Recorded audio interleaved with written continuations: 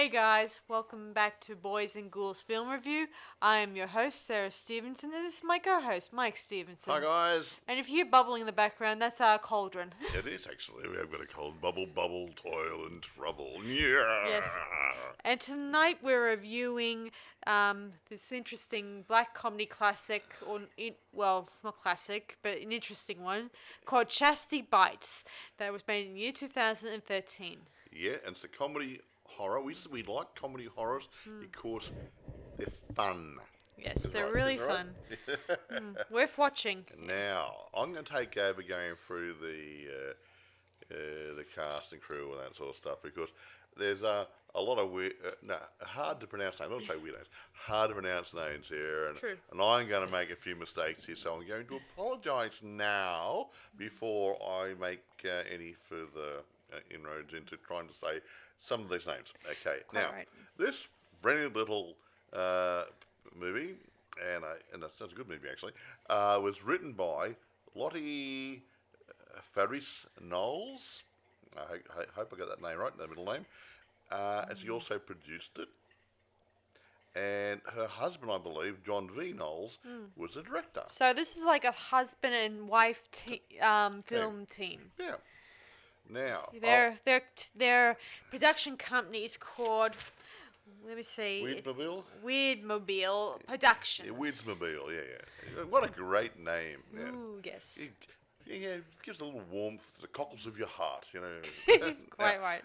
Before I go to I won't list them all. They had a few associate producers and co-producers and everything else, but I won't go into all those.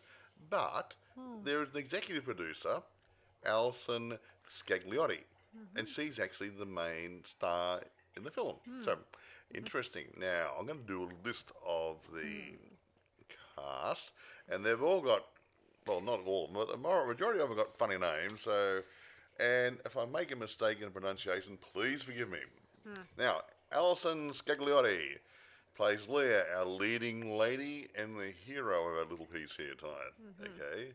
Now, she's got a bestie, a best friend called Catherine, who's played by Francia Reza. I believe that's the right pronunciation. Now, there's always going to be a bit of a love interest in these, and there's a young man called Eddie Riasecco, I think. Iosecco. He plays Paul. That's Leah's love interest. Nice-looking young lad. Boy next door type. Boy next door, but a good-looking boy next door. Yeah. Now, Louise Griffiths plays Liz Bathory, or Elizabeth Bathory, who is our lead evil person in this. And she's an English lady who's, I think she's a model, songwriter. She does lots of other good groovy things as well, so she's been around a bit, and she's a very beautiful and elegant lady, so she really fits this part great for the style of person they needed for it. So, good casting, guys. Yes, very. Now, here we go. Liz Bathory has a servant, a nice young girl playing Hungarian, whatever. Her real name is Diana Cherescu, Chiritescu. She plays Ilona, who is Liz's servant. She has a gardener, we won't mention his name, he's Petri Jankiewicz, I think, is the right pronunciation. Now, that's the main good guys and their bad guys. And the bad guys. Now, there's a group I kept separate because you've seen movies like Mean Girls and stuff. Yeah. Well, we've got some Mean Girls in here. Yeah. A little cliquey group, there's 5 of them, Yeah. led by Amy Akuda. Please place Ashley, their leader. I won't mention all the names here, who the parts, but you've got a Chloe Crampton, Greer Grammer, Sarah Stauffer, I think the right pronunciation, and a Lindsay Morgan. They play the cliquey little group of little wannabes, good-looking girls, cliquey little group type. You know the type. Yeah, who want to do a group. And we won't go into that. You'll tell the story later. I'll get into the details shortly. The naughty mean girls who dress up nicely have their own little cliquey group. Yeah, and only wear the outfits like their leader chooses. Yes. Yeah, and they got some mums here, played by Laura Nemi, Maria McCann, and Jennifer Jimenez. I think is the right pronunciation. Yeah. And lastly, but not leastly, there's a cameo by Stuart Gordon. Now he's a director of other films. Yeah, like Reanimator I mentioned. Someone got the impression, not on the internet somewhere, that it was written that it looked like he might have been a director. He has got nothing to do with this production apart from his cameo appearance, as far as we're aware. From what I understand, this year he's passed away. So I didn't know that.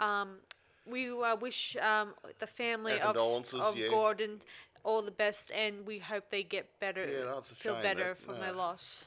And all Hey, that. you're a very talented man. I like Reanimator. And if you that's some of the other movies, yeah. Yeah. Anyway, yeah. So our condolences to Stuart Gordon's family and close friends, Quite. and the local anybody he Yes. knows, anybody who good friend of his. Yes. Anyway, So irrespective, moving on. Now we are going to tell the story now, aren't we, Sarah? Yes, we will. Do you want me to just pass it over to you and me just jump in occasionally like I normally do? Yes, pretty much, Mike. Okay, that sounds like a good idea, doesn't it? Yep. Okay. So the story wait, begins in Lover's Lane, where this girl and her boyfriend are just getting on, We're trying to get along. and she slaps her boyfriend away, gives him 100 reasons why not to get involved. Yeah, things like, we're going to burn in hell if we do it. Go, yeah. And okay, yeah. of course, we see the shadow figure who kills the girl, and Yeah, but we don't see anything. and the boy screams like a girl. You're not right.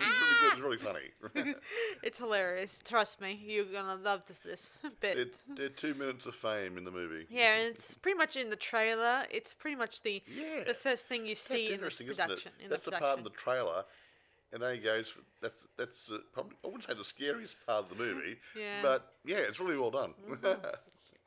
So we cut to the title, and then we move to the next morning, and where we meet Leah and Catherine, who are being teased by the mean girls. As one would expect. Yes, they're going on about saying nasty things to Leah because she's the Daria, Veronica Mars, and Nancy Drew type of girl. Actually, I'll jump in. I was going to mention this before. If after our nice podcast here, you are encouraged to watch this, which I really like you to. Same. The lead role, Leah, lead character, she reminds me so much of Daria, the girl in the TV animated adult sitcom, whatever you want to call it. Yeah. There's just something about her personality, a little bit of the looks. They're just. If anyone sees it, I'd like you to come back to Sarah on her Facebook, is it using? YouTube. Where you put your comments in on the YouTube. Come back and give us your opinion, because I really think if they made a Daria movie back when this was made, when she was a bit younger, she could have done a great Daria. Quite. So anyway, she's also being, Leah's also a bit of a snitch a little bit, because she's always writing stories that are not really worth printing in a newspaper. Yeah, she's studying journalism, and she's a member on the team of the local student newspaper type thing. Yeah, and everyone she writes about kind of gives thinks that she's snitch and is nasty, and it's a bit of a bit of a, she rubs people the wrong way that way. Everybody. Yes. Even the security guards. Everybody. Yes. So anyway, we then fade in on later that night to a bunch of parents meeting up to introduce a new student counselor who's going to be taking part in the school sort of thing. Yeah. And joining their team. Yeah, Liz Bathory. Batho. And she's to die for when you think Very about this. attractive lady. She's very elegant. Yeah. Yes, she's pretty much really interesting looking. Reminds me, she has a lot of. I love the actress who portrays her a lot in this. Yeah, she's a very beautiful lady. Yeah. Yes. Anyway, everyone in this scene, I think that the film location manager who was in this scene. What's his name? I didn't write his name down. You might Let have me heard it. see. Didn't have a speaking part. What I'll write him down for. No, it's not. That's a shame, isn't Yeah, it? but yeah, they used him. He's sitting there, standing there, drinking a glass of wine and having a good look at her. Yeah. Yeah, eyeballing her. You're not wrong. I would have. Right. So anyway, the wives that were part of the Mean Girls' parents and stuff, they eye her and think that she's got these interesting look, and they want to know her beauty secrets. That's one thing that bugs me. Oh, yeah, we're quite funny here. The Mean Girls hang out together, Yes. and the Mean Girls' mothers hang out together. Yeah. Isn't that interesting? Oh, that does explain a lot when you think about it. Yeah, that's where I got the attitude from. Yes, I wouldn't get them past them, and not to mention they're wealthy. Yeah. Well, oh yeah. Well, you'd think so. Yeah. Yes. So anyway, they ask her Liz her beauty treatment secrets, and she offers to give them to them and all that. Mm-hmm. Therefore, we've mentioned a few catches and a few tricks up her sleeve. Yeah, but that all will be revealed later. Yes. Eventually, they call an assembly where all the girls attend. Well, not all the girls in the school, I imagine, who are interested. A lot of them. Yeah. Yes. Yeah. And Oh, actually, you didn't mention the name of the school, though, did you? no, we didn't. Is that something Sangriento or something? That's the name of the town, and that means it's blood. It's Spanish for blood. Yeah, interesting, isn't it? Yes. That was actually Sangriento High or something or other. Yes. Or, So anyway, Blood High. so they do this sort of meet and greet. Well, not really. She stands up in front of the assembly, talks a bit about how many of these girls would like to be a chastity leader, yada yada yada. Yeah, preserve your virginity for the marriage bed, sort of Yes. thing. That's a good thing in some cases, but Yeah, we're not getting onto morals now. Yeah, and the Mean Girls, they had this whole plan where they're going to plan on all losing their virginity at the same time. And this sort of throws a spanner in the works, and their leader actually decides to go on a different tack now. Yeah, she thinks this is a good opportunity, meaning she thinks that Liz has a lot of influences. Hint, Yeah, hint. and I'll get her own MTV shot or something like that. Or something. Yeah. Yeah, they think this is a career opportunity, which I think is a very weird one, if you ask me. Yeah, well, it's a fantasy type movie. It's not reality. Yeah, Leah doesn't buy it, but except for Kathy, who thinks Catherine, not Kathy.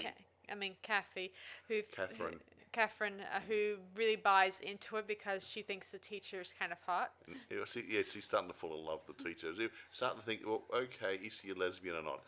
No, there were some, Leah and Catherine are reasonably close besties and stuff.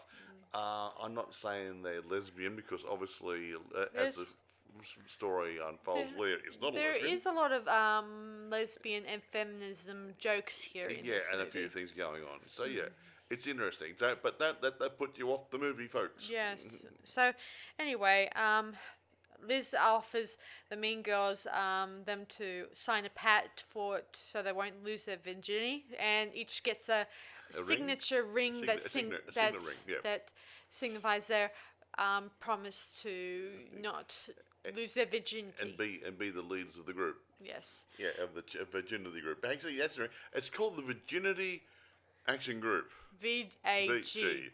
Now, girls, stop tittering. You have to tell your boyfriends what it means. Okay. Now, I think it's hilarious. it's rather a very tongue-in-cheek. A good tongue-in-joke joke. Love it. Love it.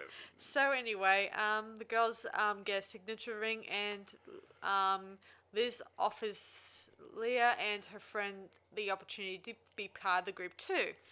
And she notices Leah dislikes her immediately and doesn't trust her. Leah is not a joiner.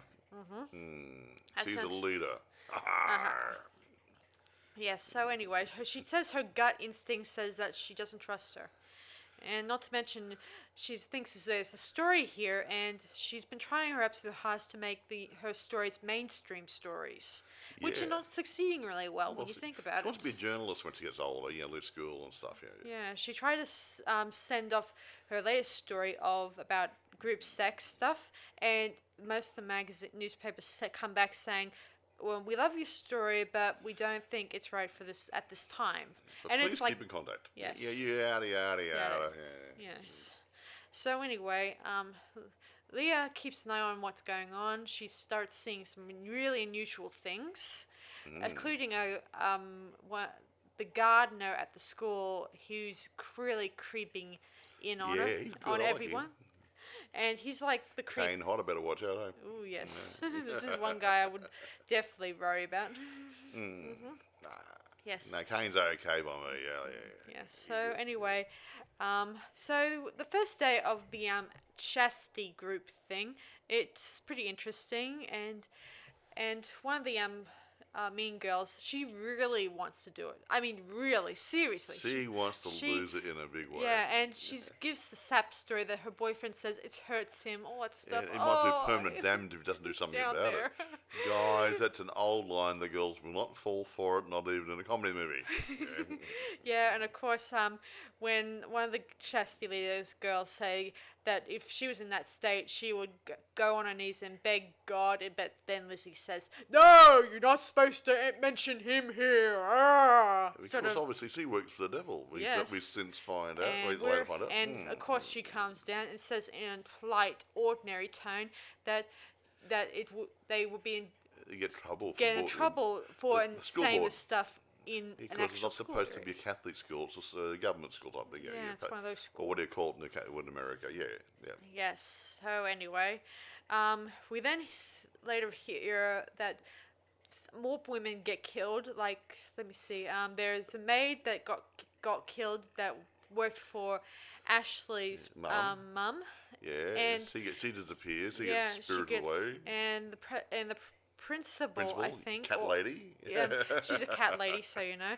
And I think she may be a virgin. She was a virgin. And she gets killed in a point of view shot type of way. Yeah, which so is cool. you don't see the person doing the damage. Yeah, throughout this movie, you don't see the person see Liz kill them, but you get you got a funny feeling yeah. it's her, but you'd never see her do it. Not in the first part of the movie anyway. Yeah. No. So anyway, who's next? let me see. You had the girl at the beginning, right at the beginning. She was killed. Then that servant and the headmaster. I think that was it, wasn't it? Yeah, roughly so far. Yeah. So anyway, moving on. Listening to the drink. So Catherine, she goes when she hears news that Liz is off sick. She goes visiting to her very house, and long before this scene, the mothers, they come to see Liz about getting some makeup tips, and they are encouraged to put this red liquid onto their fingertips and rub it onto their hateful wound.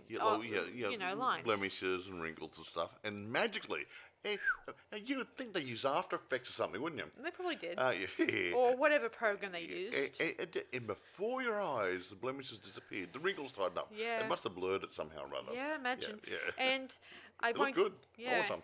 I like to think there's some interesting stuff that goes beyond the scene, but I won't tell it because. Well, we think something else happened later on, but. Yeah, that makes them. But they wanted more and more, and she said, "Well, yeah, we can work something out, maybe." Yeah, maybe they did something that's signed their whole life to them. As the story unfolds, I'll tell you. We'll jump forward a bit here. Yeah. Liz is an immortal. She's been living for, say, several hundred years. And she's pledged her life to Satan, and maybe she's dragged these three ladies into her little group by them pledging themselves as well, because they want eternal youth the same as her. Yeah, and meanwhile, Catherine, she gets the same treatment, but we don't think that, me and Mike don't think that she signed her soul to her she didn't. pledge. She was an intended victim, being another virgin. Yes. The mothers were not virgins. Yes. We shouldn't think so anyway. Not that that hasn't happened for 2,000 years. Yes. So anyway, she gets the treatment, and she thinks Liz is coming onto her in that sense. And she welcomes it, sort of. Yes. Or she wants it, but it doesn't seem to show. Liz Bathory was playing on that. Yes. Anyway, Meanwhile, Leah finds out more about what's going on with the principal and the disappearance of other women in the town, and she goes online. She accesses the Virginia Action Group, and their website is still under construction, Which is strange. which is strange. And she even finds out the gardener from the school is actually fired or dismissed from his job. I told Mike this the other day, I missed and that before. he didn't know about I this missed that before. until I sit down and explained it to him, and we had to go through it by pausing on the scene where we see There's a that little information. newspaper clipping there, which I didn't read easily because I got bad eyes, folks. I just can't see everything. Okay? Yeah, which indicated that he was stealing students' shoes. He had a shoe fetish, and I got a funny feeling it wasn't actually the shoes. He loves smelly feet, maybe. I really don't know. A foot fetish. Well, there's no foot in the shoe. How about the stench? So it must be, but that's what I'm saying. It gets back to the smell of a smelly sneaker or something like that. Yeah. So anyway, he gets dismissed, and Leah continues looking up Liz Bathory and finding only her full name, obviously. Elizabeth Bathory. Yeah, and she finds out on Wikipedia that she was a very dangerous killer of that century. Yeah, several hundred years ago in Hungary. Yeah, and this is where we get a flashback to the past, which shows a few virgin girls coming to the castle, and Liz is about to cut their throats. So she had to take a bit of a bath. Yes. Yeah. And of course, some soldiers arrive, and they sentence dear old Liz to 1,000 years of incarceration. I won't say too much here. There's three soldiers, well, two soldiers and their leader. The leader came up behind them, and Liz was scared of him. Yeah. There's reason for it, which Sarah will tell you later on. Yeah. It's funny, really, in the scene. It is funny. So anyway, Leah wakes up. This is like a dream flashback. Yeah, dream sequence, but it wasn't like it was a premonition. What do we call A it? premonition, or maybe a past. Yeah, past life. Warning from the encounter. past, yeah, maybe. Something. Yeah, it's really groovy. Yeah. So she finds out that the Liz Bathory would do this tradition where she kills 5 virgins on 2 red moon days. Yeah, two times a year. Yeah, 2 times a year. And it's Alvin Ed. Oh, I can't remember something. Whatever. Yeah, I can't remember these funny names. Again, look at the movie and you'll see the names we're referring to. And this next festival or whatever you want to call it, was due in about tomorrow or something like that. Yeah. Yeah, and Next she day. tries to go to her friend's place, tries to give her the information. But Catherine didn't want to know she's making new friends with the Mean Girls. Yeah, the next morning, she's at school with Leah's at school. She's sees Liz and the Mean Girls, and the Mean Girls call her a whore and nasty stuff. Yeah, if you don't want to join the Virginia Action Group, you must be a whore. Yeah. Yeah. Yeah. Yeah, right. Okay, Yes. pot calling the kettle black. These girls have been given hand jobs of boyfriends since the 8th grade, we heard earlier on. Yes. So anyway, they skulk off and called her a snitch, as I said before. And other things. And other stuff. And Paul, her love interest, comes up to her saying that he knows something's wrong. He and feels it. he feels that if she needs someone to talk to, he's there for her. And he's starting to soften towards him a bit. And He's been trying to warm up to her in his own way. Well, he's a sort of odd man out too, because he's an intellectual type guy, and he's a member of the Young Philosophers Club and different things. Yeah. And has got too many French course of his study interests and stuff.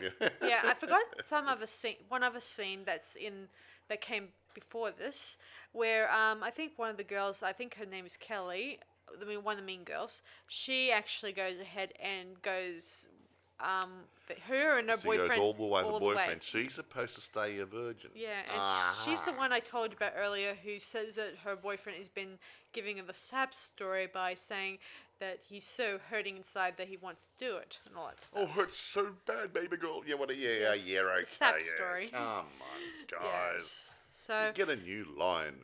So I flash forward again. Leah's trying to work out what she's going to do. She tries the journalist teacher who is Stuart Gordon, we mentioned. Yeah, doing the cameo. Cameo.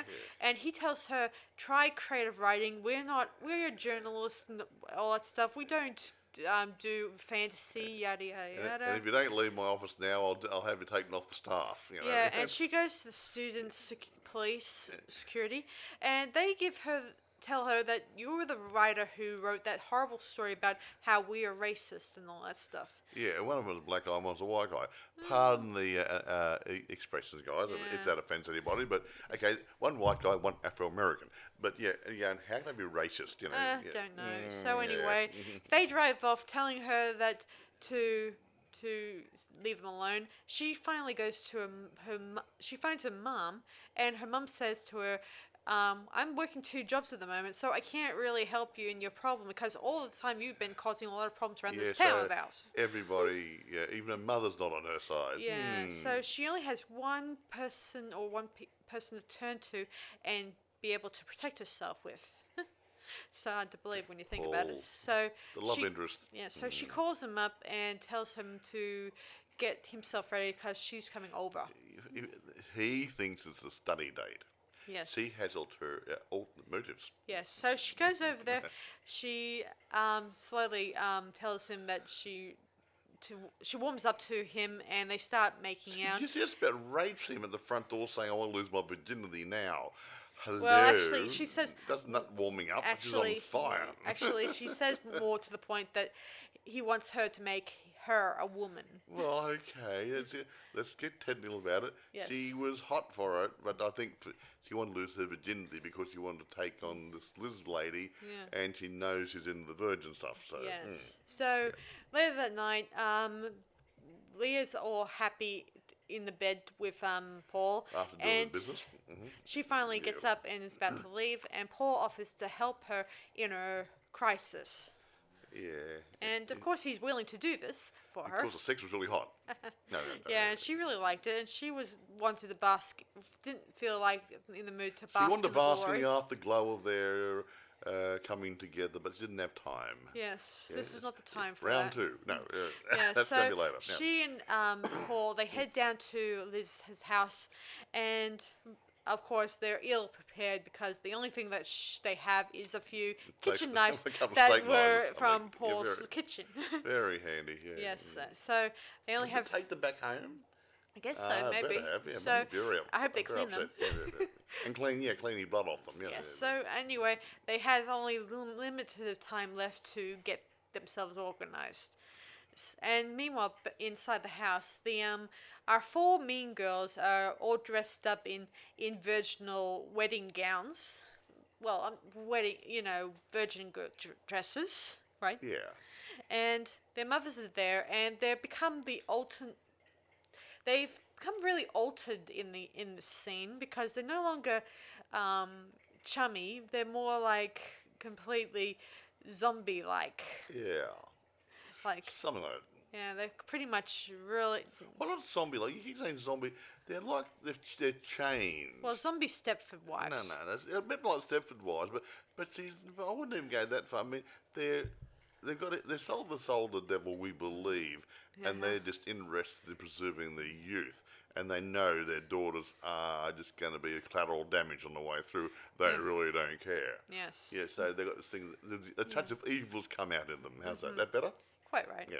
So anyway, we don't see Catherine anywhere in the scene. She's she's technically tied up in one of the guest bedrooms, or I'm not sure. Yeah, well, a bedroom. Yeah. Or a bedroom, I should say. And the maid servant that we mentioned earlier in the piece, she's there, and she tells Catherine that she's not a guest, she's a prisoner, and she's going to be looking at a horrible fate awaiting her shortly. So initially she didn't believe her, but I think she came to the grim realisation that she'd been tricked and manipulated, and her friend Leah was right all the time. Yes. Yeah, of course, Leah and Paul, they get a run in on the gardener. I won't go into dirty details. No, because there's some interesting parts here, and we don't want to give too much away. Yes. Let's just say this gardener is a creep. Yes, and he gets really a run for his money by getting knocked out. Yeah, in the end. Yes. But, So and Leah does it. She's a little heroine. She is. She's very good. yeah. Eventually, Leah and Paul they head inside the mansion in a small com- um, basement. Yeah, they're sneaking door. through a grill going into the basement. Yes. There's a funny smell down there. Yeah, and they see a lot of the remaining dead bodies that we stumbled across Yeah, in the the girl in at the the beginning movie. of the movie, the maid, the principal, Yeah. just hanging around on meat hooks. Just like something out of Texas Chainsaw Massacre. Massacre, sort of. Not as serious as that. Leatherface would have been very home down there. Yes. So eventually they head to the first floor, I should say, and Ground floor. at this time, Menswear. Liz Bathory sends her three minion stepwives, The ladies. and The they mums. go in search of Leah because they know that Liz knows that she was going to come. Well, actually, yeah, and she believes she's still a virgin, so in case I need an extra bod. So, yes.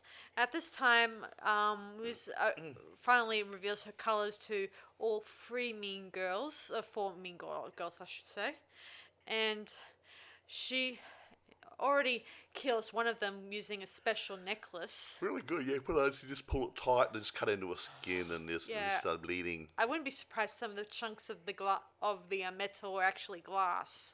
Or just a little sharpened metal like razors and stuff, yeah. Yes. Worked very good. Yes. Anyway, the three remaining mean girls, they begin to complain and feel like they're going to die virgins in this. And then Chloe, thing. or Kelly, or whatever, it is, says, "Hey, I'm not a virgin. I lost the other night." And Ashley's a little annoyed that she did this without authorizing from her. Yeah, she wasn't authorised to have sex with her boyfriend. Yeah. And says, "Can I go now?" Yes, and the other girl says, Ashley, we should try to bond together, try to get out of this mess and all that. But Ashley's saying, oh, for Pete's sake, I'm sick and tired of your kumbaya bull and all that stuff. Yeah, bull. She yeah. doesn't really realize the whole Ashley's situation. always been a me person. Yes, Ashley is not aware of what's going on in the situation. She's cute. She's, in some ways, but she's kind of, very funny. She's kind of ignoring what's going on in the background, I like or the her. front, right in front She of plays her. a good mean girl. Yeah. Yes. Anyway, she eventually, both her and the other girl get their necks slashed, and Yep. and of course the other one who admits that she had sex. Well, they found out her blood is poison to Liz. Exactly. So Liz just throws a dagger at her, gets her right in the middle of the forehead. Yeah, saying good that she shot. Yeah, she doesn't want her going out Snitching. So eventually, Leah comes forward, and there's a bit of a fight scene, and a really good one. If And I Liz must still say. thinks she's a virgin. Yeah, she then tries to cut her, and Leah throws some of the blood on her, and it starts stinging. burns like acid. And she says, I knew you were going to do that, and I thought I might remove my precious virginity. So she says, and Catherine says, you did? Was How it was with it? Paul? And she says, you bet it was. And it's really good, yeah. And Catherine says, oh, wow, good for you. Yeah, like they're going to be killed moment. They're talking about sex with a boyfriend. Really funny moment, yeah. Oh, I love it. It's such a very funny lines in this movie. Yeah, they were really good, yeah. Yeah, so anyway, Liz begins to make plans that, seeing as Leah's out of the virginal pool, she can think of other ways of torturing she can her. use her servant girl, because she's a virgin. Yeah, we also reveal that Leah is actually a descendant of the person that walled Liz up in her a castle several hundred years ago. Meaning she's a great descendant. So and she's family. Yes. Wasn't he related to her? yeah, cousin, I think. Cousin, yeah. So they're related. Isn't that fun? All the family folks. Yeah, anyway, the other thing that they were going to do to torture Leah is watch Paul get killed. That's a bit rude, isn't it? Yes. Poor Paul. Yes. He's a bit of cannon fodder, Yeah, eventually, Leah gets the upper hand, and she finally stabs dear old Liz in the stomach and killing her. And she aged really quickly. Yeah, she screamed, she started aging and turning into a bunch of skeleton pieces on the floor. And then powder. And eventually, the mothers who realize that once they try the blood themselves, they somehow begin to age rapidly. It looked like old hags. Yeah, somehow that link between Liz and whatever power she had over the Stepford wives. Stop saying Stepford Wives all the time. Well, yeah. they called these women the Stepford They zombie might have wives. used it, okay. Just leave Anyway, it alone.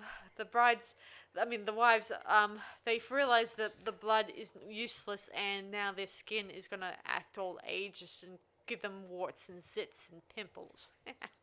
Stuff. And I think they deserve it, to be honest. That would mean horrible, yeah. Yeah, they scream, and of course they're left with nothing. Yeah. They're out of the room. Yeah, Now, and we never see them again after that. No, we don't need to see them again. We don't need to. Now, So we get little Leah go to the pool and wakes him up, but he's unconscious on the floor and yeah, stuff. and he says you really beat ass or whatever. Whatever, yeah. And everyone's happy, and the maid's warming up to Catherine. I mean, maybe they're. She was a prisoner of Liz Bathory, yeah, and she killed her, so she's free to go home to her family back in Hungary. Yeah. Of course, he'd warned her. Thank you very much for killing the bitch. Yeah, Sorry for the language. Yeah, and she offers Leah and Catherine to come to her home country in the village and meet the people there. They'll be treated to a big party or something or other. Yeah, so Leah and them decide to leave Liz's house and plan this. They thought, and Liz added, "We'll plan our summer vacation later on." Yeah. And the next morning or whatever, we see Leah blossom into womanhood by wearing better clothing and no longer wearing those weird glasses. She just looks like she took the glasses off and clothes were a tad better. She had a bit more of a wardrobe. No, yeah, I said clothes, but a bit more of a worldly look about her, a bit more mature or something or other. But it was still the same girl, but in the beginning she was like a girl, and at the end of it she's a woman, sort of thing. Is that the sort of best way to describe it? I think that's the best way to put it. But not just the sex, it's the adventures she went through.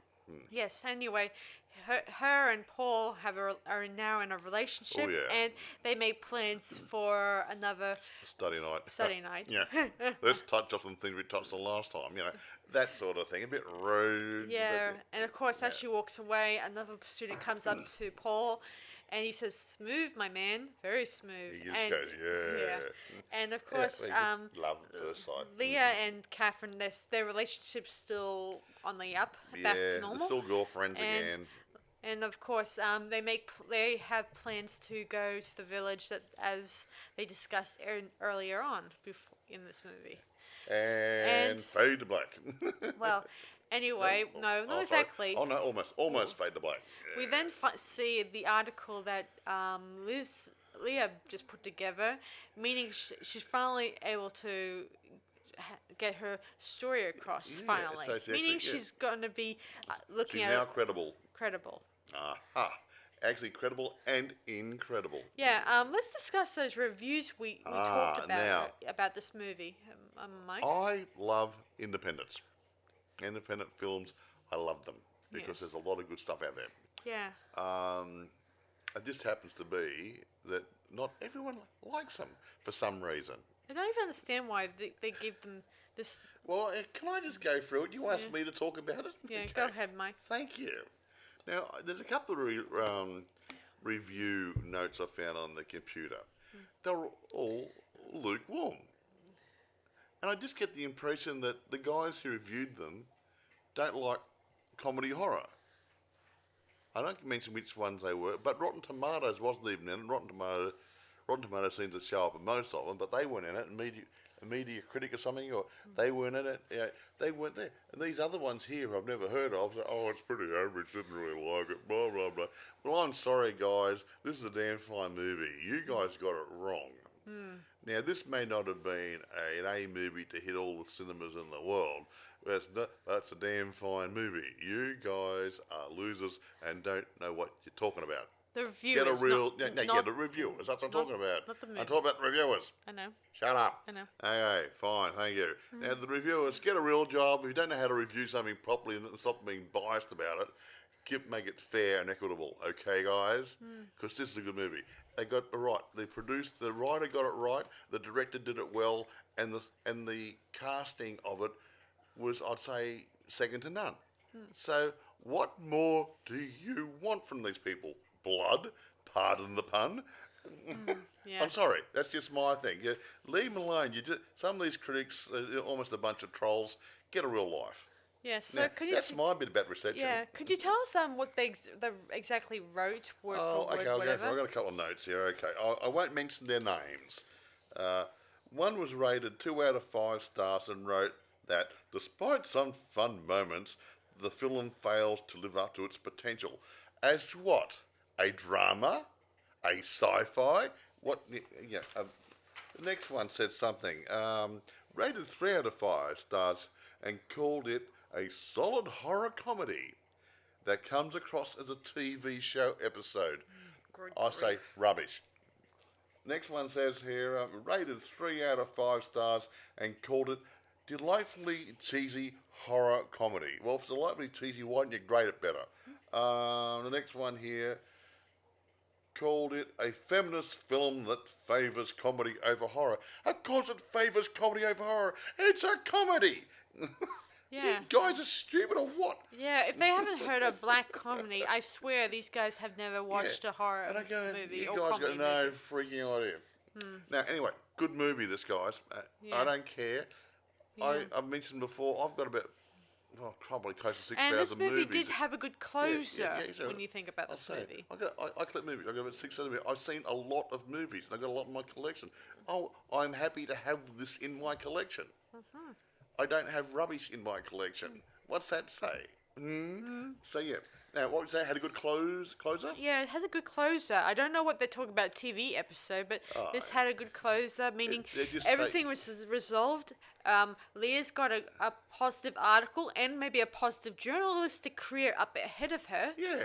That's a really good positive thing. And her friend Catherine has got possibly a good relationship Yeah, going. and next time you had a good closure, it was made, to me, the closure made it no room for a sequel. What you see is what you get. It's a damn good movie. Yeah. Now, just getting on to another thing here.